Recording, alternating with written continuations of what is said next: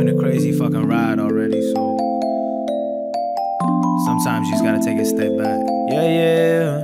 Foot long joint, yeah. Case full of gin. Every night we black out just to take it all in. Every day we wake up just to do it all again. Every night we black out just to take it all in.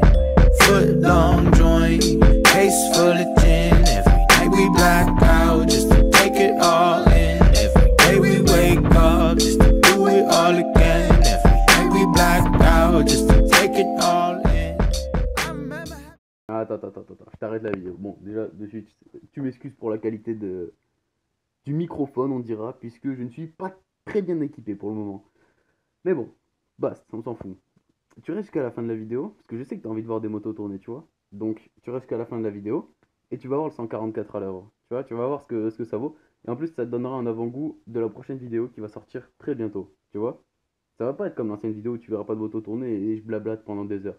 Donc là, tu vas voir des motos tourner. Tu restes jusqu'à la fin, ok? Allez, je te remets la vidéo.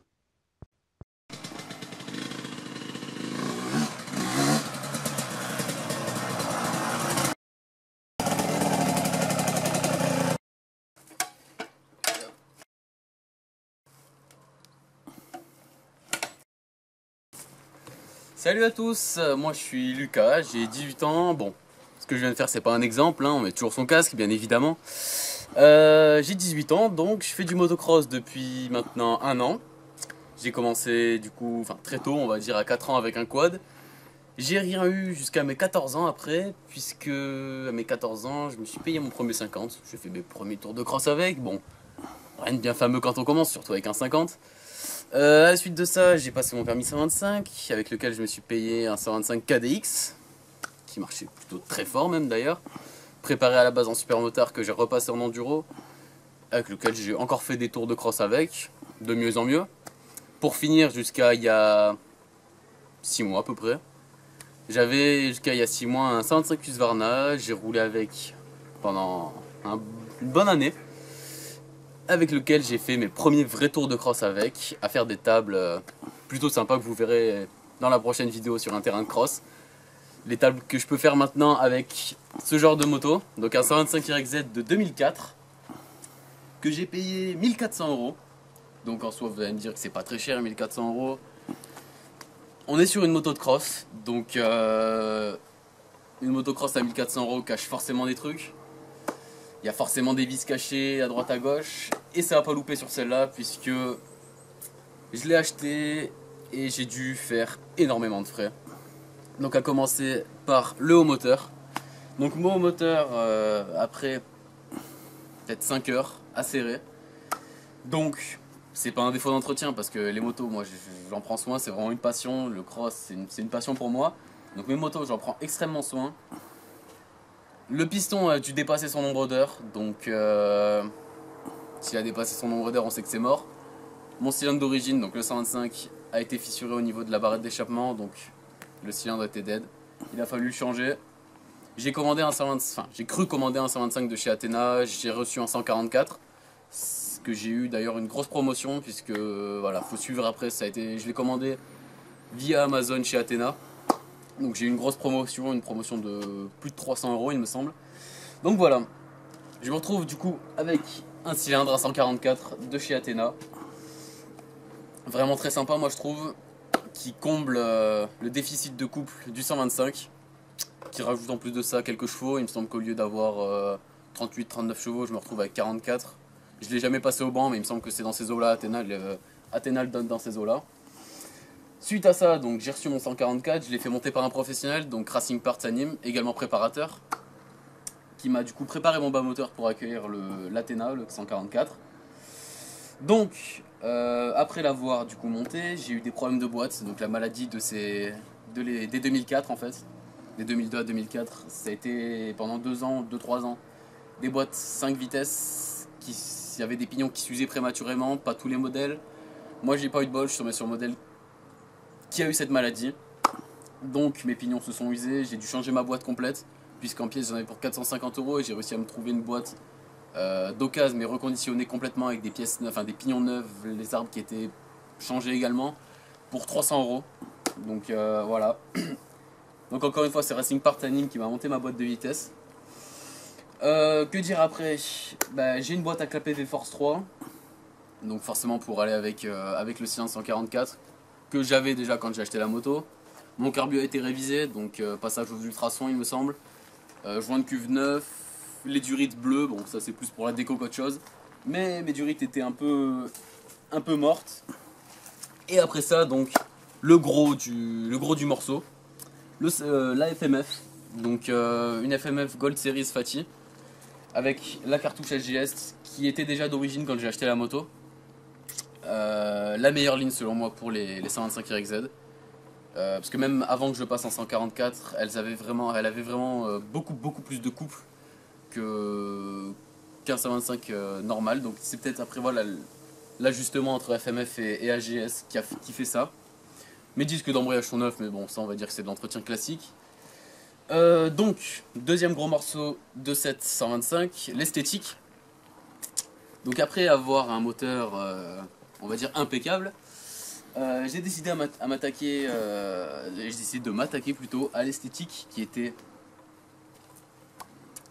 certains diront déplorable, certains diraient que c'était une épave clairement. Moi j'ai trouvé qu'il y avait du potentiel, je trouvais que je pouvais y faire quelque chose dessus. Ça n'a pas loupé, la preuve en est. Donc j'ai acheté un kit plastique 125, enfin réplique 125 YZ 125 de 2015 à 2019, donc les dernières, de chez Rastec. Donc voilà, un kit plastique qui s'adapte sans aucune modification, ou presque, puisqu'au niveau de la boîte air, il faut percer les rivets des anciens caches de boîte air pour en mettre des nouveaux avec les nouveaux caches, ainsi que pour la plaque phare, puisqu'il faut, vu qu'il n'y a pas les picots présents sur la plaque phare, qui vont s'emboîter dans les têtes de fourche. On est obligé donc soit de mettre des vis, soit de se débrouiller pour que ça tienne en fait. Mais voilà, on se débrouille comme on peut pour que ça tienne. À la suite de ça, donc j'ai réussi à me dégoter sur eBay. Donc en le faisant importer des États-Unis, un kit déco YZ 2016. Pour moi le plus joli de chez Yamaha, puisque voilà. Après voilà, encore une fois c'est les goûts, les couleurs de chacun, mais pour moi c'est le plus joli de chez Yamaha, c'est celui que je voulais. Celui que j'ai mis du temps à trouver, mais qu'au final je suis content d'avoir trouvé.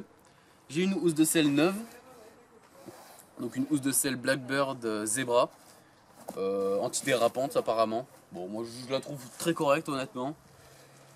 J'ai rien à dire de plus. Voilà, mon ancienne housse de selle était craquée à ce niveau-là, elle était dans un état pas spécialement bon.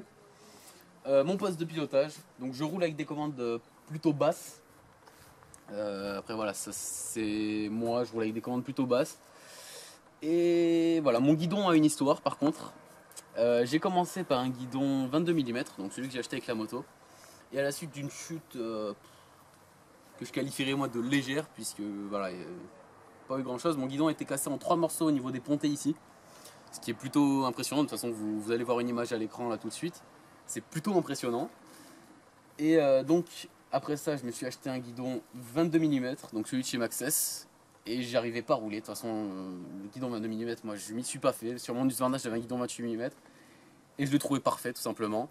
Donc quand j'avais acheté mon Husqvarna, j'avais eu un deuxième guidon, donc neuf, qui n'était pas monté. Et quand j'ai vendu, je l'ai gardé, en me disant que je le monterais plus tard sur une future moto. Et ça n'a pas loupé, je me suis acheté une paire de pontées 28 mm. Donc ils sont bleus anodisés, ils sont beaux, bon ils sont en dessous de la mousse. Je vous les montrerai pas, peut-être plus tard, mais voilà. Donc je me suis acheté ça, j'ai mis le guidon 28 mm. Et voilà, maintenant c'est vraiment un bonheur. C'est le parfait idylle avec mon poste de pilotage, on dira. Ensuite, donc mes jantes, c'est une paire de jantes Excel avec à l'avant une jante noire avec le moyeu bleu. Rien de plus à dire, voilà. Rien de plus à dire. J'ai des protèges cadres ainsi qu'un sabot de chez Red Fox. Ça pour moi je trouve que c'est indispensable. D'ailleurs je trouve que personnellement pour un cross elle est vachement bien équipée pour faire de l'enduro. C'est pas fait pour, parce que voilà. J'imagine mal faire des... Bon, c'est possible, mais j'imagine mal faire des montées raides comme un mur avec ça, mais bon. C'est possible. Mon kit chaîne est quasiment neuf, ma chaîne est neuve, c'est une rental. Et ensuite, j'ai plus grand chose d'autre à dire, hormis que toutes les autres pièces qui peuvent concerner de près ou de loin le moteur, le châssis, tout ça, c'est de la pièce d'origine Yamaha, parce que pour moi c'est vraiment ce qu'il y a de mieux. On se paye la paix vraiment. L'exemple en est avec mon sélecteur. À l'époque, il y a un mois de ça, j'avais un sélecteur de RFX. Il me semble que c'est une marque de chez Motocross Access, un truc comme ça. D'ailleurs, un site moi, que je recommande vraiment, puisqu'ils sont vraiment au top du top. Voilà, mon sélecteur avait tendance à prendre du jeu très régulièrement au cours de... Après chaque sortie, de toute façon, je devais le resserrer quasiment, puisqu'il prenait très rapidement du jeu. Un jour, j'en ai eu marre, et je me suis acheté un sélecteur d'origine de chez Yamaha. Et depuis, il prend plus un pet de jeu. Voilà, honnêtement, ça coûte le prix. Voilà, mais on sait pourquoi on y met le prix, parce que vraiment, on se paye la paix avec la pièce d'origine de chez Yamaha. Voilà, c'est à peu près tout sur cette moto. Les amortisseurs ainsi que la fourche ont été réglés pour moi, comme je roule. Et de toute façon, vous verrez ça très bientôt dans une prochaine vidéo, qui sera, oui, dans pas très longtemps, sur un terrain de cross, où vous verrez à l'œuvre justement le 144, ce qu'il vaut. Vous verrez aussi sûrement du coup le rajout de couple, ainsi que la puissance, pas forcément différente au régime, mais un peu quand même. Et voilà ce qu'il vaut face au 125. Et puis je vais vous faire écouter d'ailleurs là le bruit du 144 avec la ligne FMF et la cartouche HGS. Hop.